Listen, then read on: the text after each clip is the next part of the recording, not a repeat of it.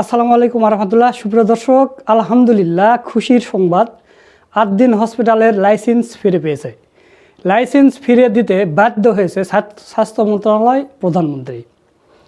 আপনারা জানেন যে তারা জামাতের প্রতিষ্ঠান মনে করে আদ্দিন হসপিটালকে 6টা শিশু মারা যাওয়ার কারণে বন্ধ করে দিয়েছিল।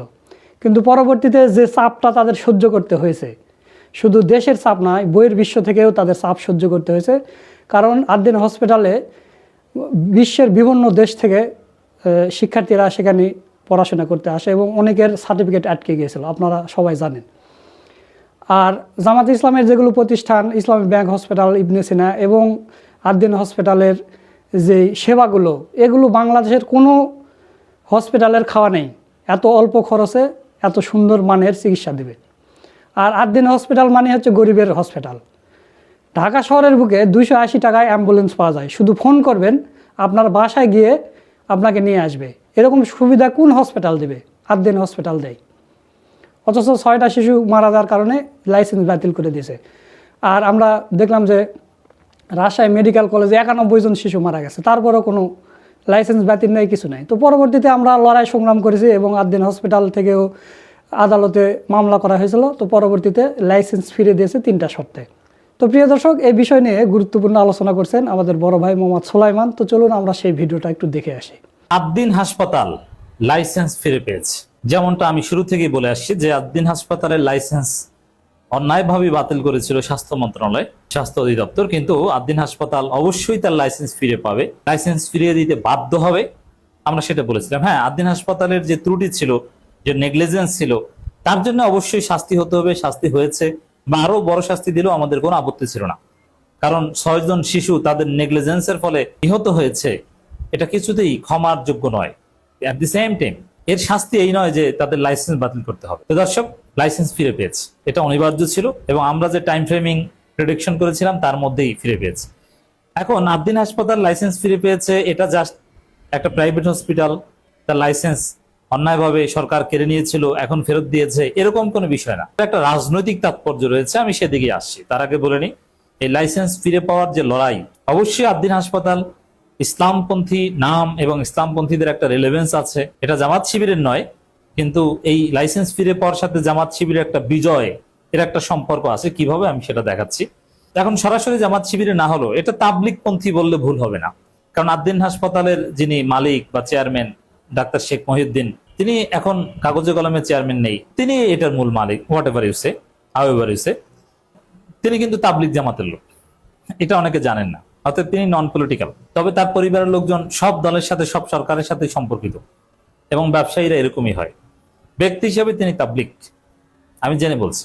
কিন্তু তারপরও যেহেতু এখানে ইসলামপন্থীরা অনেকে চাকরি করে, এই জন্য সরকারের একটা ক্ষোভ আছে এবং স্বাস্থ্য অধিদপ্তরের যারা এই লাইসেন্স বাতিলের সাথে জড়িত, তারা অনেকে হিন্দু, যারা ইসলামপন্থী এদেরকে দেখতে পারে না, এই অভিযোগ কিন্তু আছে।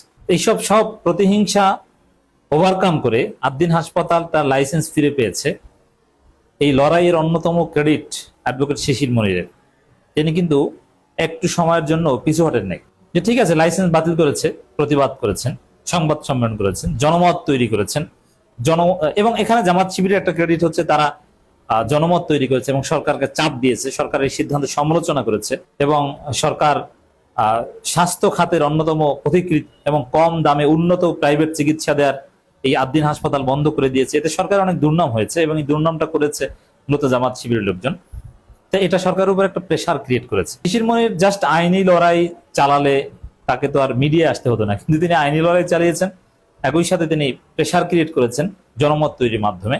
এবং তিনি কনফিডেন্ট ছিলেন যে না, আদ্দিন হাসপাতালের লাইসেন্স ফেরত আসবে এবং লাইসেন্স ফেরত এসেছে। এবং শিশির মনির এই ফর্ম পূরণ করেছেন, আপিল করেছেন এবং সে আপিলের উপর ভিত্তি করেই লাইসেন্স ফেরত এসেছে। এবং জামাত শিবিরের জনমতের বাইরেও ক্রেডিট আছে। সংসদে আমিরে জামাতের বিষয়ে কথা বলেছেন, সংসদে জামাত এমপিরা এই বিষয়ে কথা বলেছেন। অতএব এটা জামাত সংশ্লিষ্ট সরাসরি প্রতিষ্ঠান না হলেও এই মানবিক হাসপাতাল আদ্দিন হাসপাতালের লাইসেন্স ফিরিয়ে আনার ক্ষেত্রে জামাত শিবির অবদান আছে। তবে এখানে জামাত শিবিরের বিজয় কিভাবে?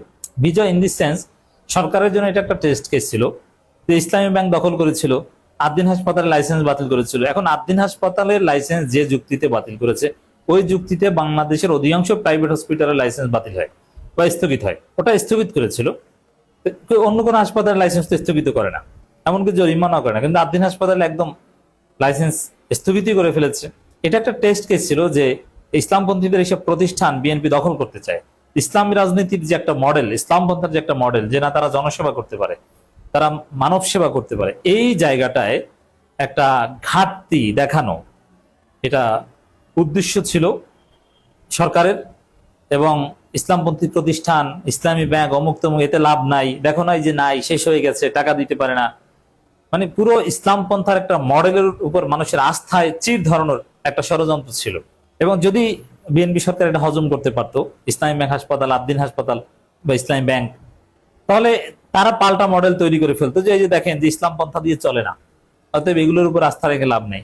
তারা বিভিন্ন উদ্যোগ নেয়, কিন্তু ওগুলো আসলে চলে না, এগুলো থাকে না যেভাবে হোক না কেন। অতএব এইসব মডেলকে ভোট দিয়ে লাভ নেই, আপনি নিরাপদ না, আপনার টাকা নিরাপদ না, অতএব ইসলাম পন্থা বাদ দেন, বিএনপি পন্থায় আসেন, এরকম একটা উদ্দেশ্য বিএনপি ছিল। এবং এইটার জন্য টেস্ট কেস ছিল এই আদ্দিন হাসপাতাল এবং ইসলামী ব্যাংক। কিন্তু দেখা গেল যে ইসলামী ব্যাংকও বিএনপি হজম করতে পারলো না। আর একটা খবর আপনাদেরকে দেই, ইসলামী ব্যাংকের 5 সদস্য বিশিষ্ট একটা পরিচালনা পর্ষদ অলরেডি গঠিত হয়েছে। আপনারা 2-1 দিনের মধ্যে এর ঘোষণা শুনতে পাবেন, এবং মোটামুটি ভালো পরিচালনা পর্ষদ হবে বলে আমরা আশা করছি, বা যতটুকু খবর পেয়েছি। তো দর্শক, আদ্দিন হাসপাতালও লাইসেন্স বাতিল করে টেকা গেল না, নানান ভাবে আইনি লড়াই এবং চাপ, জনমত, যার ফলে এক পর্যায়ে ফেরত দিতে হলো সরকারকে। ইসলামী ব্যাংক তো জনগণের দাবি, জামাতপন্থীদের দাবি মানতে হলো। তাহলে এখান থেকে এটি জামাত শিবির বিজয়, যে এই জামাত শিবির প্রতিষ্ঠানগুলো দখল করার যে একটা উদ্যোগ নিয়েছিল, যে দখল করতে পারবে না, দখল করলে হজম করতে পারবে না। জামাত শিবির দেশে ভেসে আসে নাই, তারা তাদের প্রতিষ্ঠান রক্ষা করতে পারে। এই দিক থেকে, ইন দিস সেন্স, তাদের একটা বিজয় বলা যায়। যদিও আদ্দিন হাসপাতাল is not directly related to Jamaat Islami, এমনকি মালিকও জামাত ইসলামী, তবে অনেকে তাদের চাকরি করে এবং জামাতকে বা ইসলামপন্থী সবাইকে তারা পছন্দ করে। এমনকি আমি আরেকটা কথা বলি, এই যে আদ্দিন হাসপাতালের যে মালিক পক্ষ, তারা জামাতকে যেরকম পছন্দ করে বা তাদেরকে আলাদা একটু রেসপেক্ট করে, ইসলামপন্থীদের চরমনাইকে, কৌমি বিভিন্ন আলেমুলামাদেরকে যথেষ্ট রেসপেক্ট করে, এবং কৌমি আলেমুলামারা এই আদ্দিনের মালিকের প্রতি যথেষ্ট প্লেসড এবং সুসম্পর্ক রাখে, আমি জানি। তবে এটাকে জামাত ট্যাগ দিয়ে লাভ নেই। আর এই যে জামাত ট্যাগ, স্বাস্থ্যমন্ত্রী কথা কিন্তু বলেছিলেন যে বেটা জামাতি, ডাক্তার শেখ মহিউদ্দিনকে বলেছিলেন বেটা জামাত, ঘুষ নিয়ে ঘুরেছিলেন, সে জামাতি বেটার জামাতি ট্যাগ দিয়েছিলেন, সেই ট্যাগ দিয়ে তো লাভ হয়নি, তার প্রতিষ্ঠান তো আপনাকে ফেরত দিতে হয়েছে, না দিলে আপনি বিপদে পড়তেন, আদালত আপনাকে বাধ্য করত, তো ওই বাধ্যবাধকতা যাওয়া লাগেনি। তো দর্শক, 6 নবজাতকের মৃত্যুর ঘটনায় বাতিল হওয়া রাজধানীর, বাতিল না, স্থগিত শব্দটাই এখানে যৌক্তিক, রাজধানীর মগবাজার আদ্দিন হাসপাতালের লাইসেন্স ফেরত দেওয়া হয়েছে। তবে হাসপাতাল পরিচালনা 3টি শর্ত কঠোরভাবে মেনে চলতে হবে। এই শর্ত দেওয়াটাকে আমরা স্বাগত জানাই, কারণ অবশ্যই আদ্দিন হাসপাতালের নেগলিজেন্স ছিল, ত্রুটি ছিল সেটা, এবং অবকাঠামোগত লিমিটেশন ছিল, সেটা সবকিছু ওভারকাম হয়ে গেছে। এই সুপ্রিম কোর্টের সিনিয়র আইনজীবী অ্যাডভোকেট শিশির মনির কথা বলেন, শর্তগুলো ভেরি ইম্পর্টেন্ট, একটু জানানো দরকার। The medical practice and private clinics and laboratories regulations ordinance 1982 এর নির্দেশনা প্রতিপালন অব্যাহত রাখতে হবে। এটা তো সবার ক্ষেত্রে, নট স্পেসিফিক ফর আদ্দিন হাসপাতাল। লাইসেন্সের শর্ত অনুযায়ী ডিউটি ডাক্তার ও নার্স নিয়োগের প্রক্রিয়া দ্রুত সম্পন্ন করতে হবে, এবং লাইসেন্সের শর্তাবলীর প্রতিপালনে ব্যর্থ হলে সরকার কর্তৃক ক্ষমতাপ্রাপ্ত কর্তৃপক্ষ যে কোনো সময় আইনানুগ ব্যবস্থা গ্রহণ করবে। Right. At the same time, যে কারণে আদ্দিন হাসপাতালের লাইসেন্স স্থগিত করা হয়েছিল, ওই কারণ যেহেতু বাংলাদেশের অধিকাংশ প্রাইভেট হাসপাতালে আছে, অতএব সেগুলোর উপরও আদ্দিন হাসপাতালের মতো একটা শাস্তি প্রয়োগ করা হোক।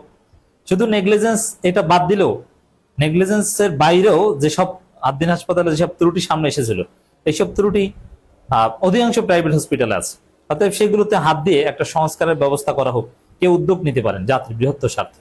সুপ্রিয় দর্শক, আপনারা সুলাইমান ভাইয়ের ভিডিওটা দেখলেন। তো আমি ভিডিও শেষ করার আগে একটা কথা বলে নিই, সেটা হচ্ছে যে আমরা যখন ছোট ছিলাম, আজ থেকে মনে করেন যে 20-25 বছর আগে, সিজার কি জিনিস আমরা বুঝতাম না, অথচ এই সময়ে এসে দেখা যাচ্ছে যে শুধু এই প্রাইভেট ক্লিনিকগুলো, এরা হচ্ছে সিজারের ব্যবসা করে। আর আদ্দিন হসপিটালে এত পরিমাণ নর্মাল ডেলিভারি হয় যে এই সময়ে এসে, এই যুগে এসে, এটা আপনারা কল্পনা করতে পারবেন না। আদ্দিন হসপিটালে নর্মাল ডেলিভারি বেশি হয়, সিজার খুবই কম হয়। আর এই ক্লিনিকের ডাক্তাররা বলে না না, সিজার ছাড়া কোনো কথাই নেই, মানে নর্মাল ডেলিভারি আর বাংলাদেশ থেকে উঠিয়ে দিয়েছিল। আল্লাহর দরবারে কোটি কোটি শুক্রিয়া, আদ্দিন হসপিটাল লাইসেন্স ফিরে পেয়েছে। তো দর্শক, লাইসেন্স ফিরে পাওয়াতে আপনাদের অনুভূতি কী তা অবশ্যই কমেন্ট করে জানিয়ে দেবেন। ভিডিওটা ভালো লাগলে শেয়ার করবেন। সকলকে ধন্যবাদ। আসসালামু আলাইকুম ওয়া রাহমাতুল্লাহ।